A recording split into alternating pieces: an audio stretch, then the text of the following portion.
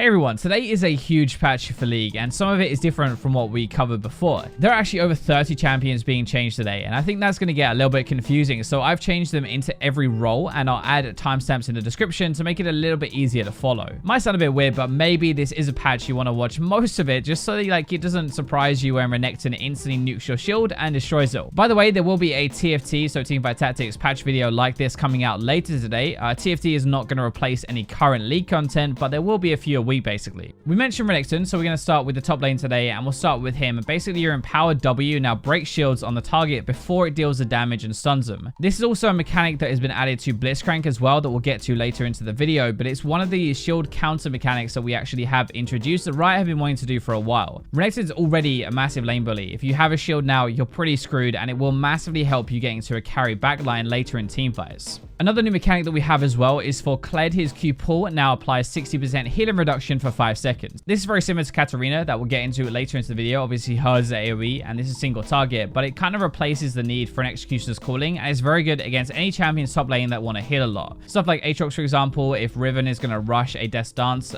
even just Conqueror abusers actually at the same time. And remember, right now, our cap at a healing reduction is 40%, and this is now 60. Next up, we have a new thing as well with Poppy. So right now in the game, very few champions have grounding, right? Where you can't flash or dash or anything like that. Well, they're actually adding it into Poppy, sort of. Everything is around your W, and now if you stop a champion from dashing or casting a movement ability, she's going to ground and slow them by 25% for 2 seconds. It's basically like saying if you manage to cancel an ability, they can't just instantly flash out or something. They are stuck there and they cannot move away. Next up, we have one of our reworks. So for Swain, his soul fragments now restore mana, and they permanently increase his maximum health. So the first part of it, the difference is it's going to drain all nearby enemies now. So this is when you first cast your ultimate, and then when you're going to explode afterwards, the damage is tied to your health drain. It's no longer changed by the soul fragments or anything else, and you can cast it immediately, but obviously it does way more damage if you stand in the middle of a team and drain everybody's health down. It's not quite like a Veigar or a Nasus or something, but he will infinitely scale throughout the entire game now by gaining that bonus health, and also when he uses ultimate, by the way, you get extra health per soul fragment that you have, so the later you get, you will turn into a raid boss. Next up, we have a visual effect upgrade for Malphite. It's actually not as interesting as it sounds, honestly. It's kind of cool, but it just still looks like basically Malphite. The QSO has been increased a little bit, and the slow duration has been decreased, but your W is different, so it empowers attacks on cast and cleaves in a cone, so it's basically like a Titanic Hydra. There are a few other things as well, like small quality of life stuff. He's gonna look a bit different obviously in the games now, but he should be getting a small buff out of this, and it should work a lot better. We mentioned Aatrox earlier, where you could have like the healing reduction with Kled, for example, right? They are actually changing quite a lot about him. So, well, it's not like a lot of changes, but they're key changes. So his ultimate no longer revives. Even if you get the kill, the reset, whatever, you just don't have a revive. There's no revive mechanic on Aatrox anymore at all. To make up for it, the regen is basically being increased. So the amplified self-healing has been increased. The cooldown has also been decreased, so you can use it more often now. It's actually 20 seconds lower, but you won't be able to revive at all. It's basically because pro players use it as a dive mechanic, a snowball mechanic, and they want to get rid of that. So they are kind of compensating, but that is completely gone now. There is also a nerf for probably the strongest champion in the game at the moment, or one of them. So Mordekaiser is getting two things. His passive damage has been decreased, and also his E magic penetration decreased by 10%, actually rank 5. So it's going to 15 instead of 25%. This is pretty good, but it is just stat numbers coming down because he is too strong at the moment. So they're putting some power out of him, and he shouldn't be as top tier as he is right now. Now I'm actually going to put the pipe changes here as well, because it's interesting, but these are actually not really geared towards support at all. Remember, they did actually deliberately kill lane Pyke, right? And that was a purposeful thing. They're just going to buff it a little bit. So his E now stuns on champions, still does no damage to it though, by the way. The ultimate deals reduced damage to surviving enemies, so you actually have to get that execute. But the important thing is it now grants Pyke additional Your Cut gold as well if he's on his own. It's basically just pumping more gold into the game anyway for Pyke and giving you a reason to play it on your own. Or if you manage to solo kill somebody, you get way more gold now if you're playing as Pyke. Last up for top laners, we have some ranged champion nerfs. So we have Jace, Kennen, and Nico. Most of them are stat changes, honestly, but like Jace's Q does a little bit less damage. Kennen's E gives him a little bit less attack speed. Nico's quite interesting though, because her stats are going down, but actually her passive is no longer going to lose her disguise when basically attacking enemy champions.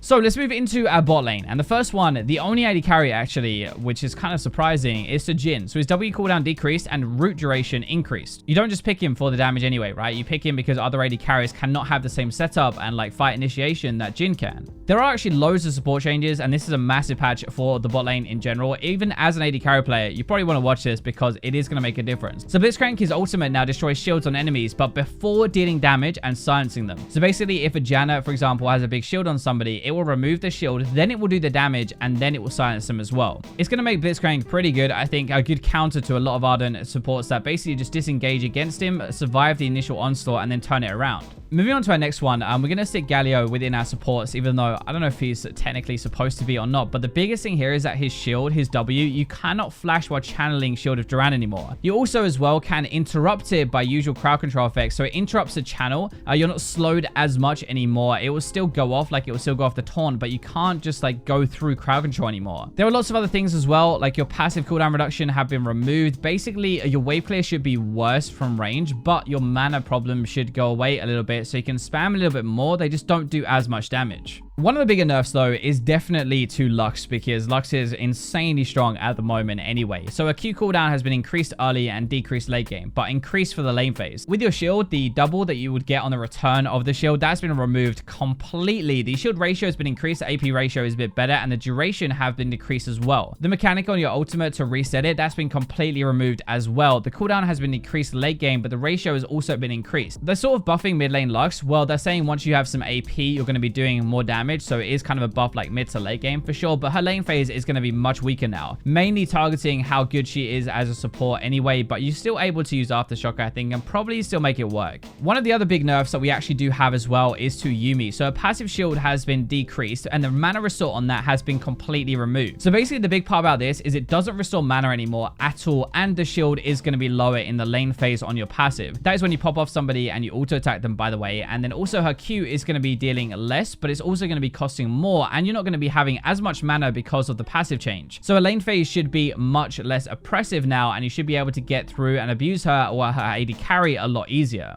Next up, we have a relatively small one, I think, for Leona. So she now has a damage, like a flat damage reduction on her W, but the armor has been decreased and the magic resist have been decreased as well. And also her ultimate no longer empowers basic attacks. So her damage is going to be a little bit down. It should block a bit more damage probably early because of the flat amount. But then the magic resist and the armor, you are going to lose a bit. There are loads of changes to Tahm Kench as well here. They're pretty much killing him off a little bit, or at least top lane Tahm Kench, and making him way less oppressive to play against. Some of the big stuff is like now the stun on the Q consumes all the stacks, so you can't like stun somebody and then eat them afterwards. Skin, your E, that is also going to be storing less gray health now, but it heals for a higher percentage, and the cooldown reduced, but it starts on shield expiration. The main thing is that his Q will be harder to hit in melee range. It's not going to be as forgiving, and the crowd control, the constant crowd control is going to be way less oppressive. Those are the two biggest parts about this. So with Karma and Morgana, we actually have a new mechanic coming in as well called True Sight. So basically Karma's W and Morgana's ultimate provide True Sight on rooted and stunned targets. This is going to be the thing that would actually go through invisibility, for example. So like a Shaco or now an Akali, which we'll get into in a second. If anybody is invisible, even like a Kai'Sa or something, if you have those roots on them, you'll be able to see them just like normal.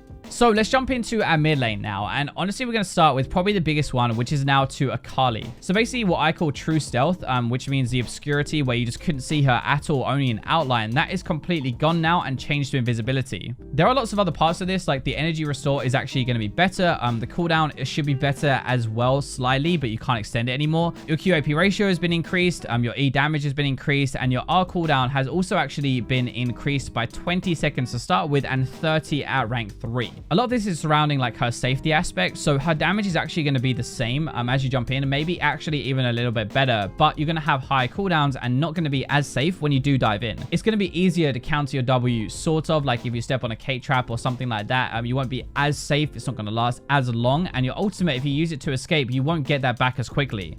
Next up, we're going to look at our two mid laners that have like some anti-mobility changes coming through. So like Ahri's Charm, for example, now cancels in progress dashes again. Something like a Lucian, for example, if he dashes away, you'll cancel it and bring them closer. The bonus damage duration is going to last a little bit longer, but that's going to be the first side. And then the second side is the Cassiopeia. So your W minimum cast range has been removed completely. This is your miasma. This is the thing that grounds, by the way. And I can't say how insane this is. If somebody is on top of you, you can actually instantly ground them. The maximum cast range has been decreased to compensate. The cooldown cooldown has been increased early to compensate as well, but it's actually decreased late game. The other thing as well with this is that your Twin Fang is going to be made a little bit better as you rank it up a bit more. So the healing has been increased, but it's now reduced as well when poisoning minions and small monsters. The heal is actually going up, by the way, to 25% of her ability power, which I think is absolutely crazy. And another part as well is that she can now buffer her ability cast. It's going to make Cassio way better this patch, like 100%, because any kind of assassin or any jungler or whatepeer who jumps on top of Cassiopeia, she can now instantly ground them and just start to run away.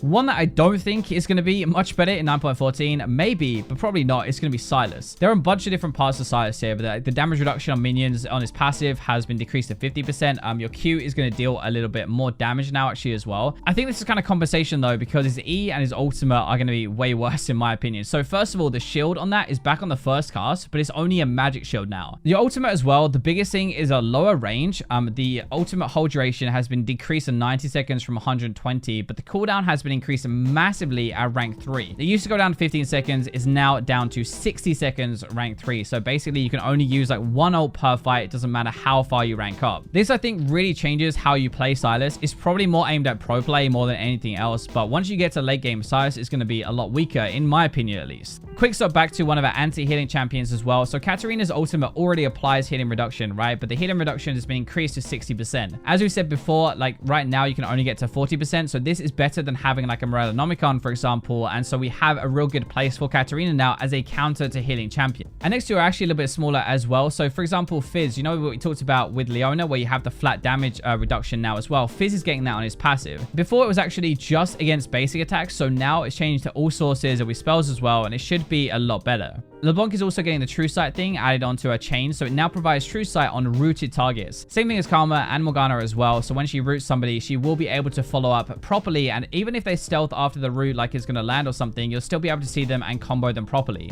There are a few other things that we have as well to round out this patch today. Morellian Soul, his Q max stun duration and radius growth per second have been increased. His E max movement speed now scales with levels as well, and the description on this is actually pretty funny because basically they're saying that making like a really big star is kind of trolling right now in the game because it's actually not good for you. So what they're trying to do is make that, like, if you build a really big star, that's actually going to be a really good thing now on Aurelion. So one thing that is kind of interesting is Diana was overbuffed in 9.13. I just literally did a video about it yesterday, so it feels a little bit bad. But she is getting a few nerfs in this patch. Her passive and her ultimate have been bug fixed, so they won't do accidental double damage, apparently. Her Q arc speed has been decreased again, and W costs a little bit more rank 5. The good thing is that it shouldn't really mess her up too much in the lane phase, which is where her power is right now anyway. It's just going to kind of reduce her late game presence, I guess, unless you miss your Q. That is the biggest thing out of all of this. It's going to be a little bit hard to hit it. The last change today is moving into our jungle. So we actually only have one for junglers, and it's not honestly that big either. Nilly's Cougar form, the E-based magic damage increased by 10. They're apparently giving her a little bit of tiny all-in help and jungle clear speed without impacting her already very strong ranged abilities. Kind of makes sense. They want to reward you for jumping in, but I actually think Nilly's really good right now if you're a good player and you're good with Nidalee. This was honestly a massive patch. I'm not really sure where it came from either because I thought, right, we're going to stop doing this. But hopefully you guys enjoyed the video and kind of like followed it at least, and I'm not too confused by the end of it. Thank you for watching until the very end. Make sure you like the video if you did, dislike it if you didn't, but for now I will leave you with Robot.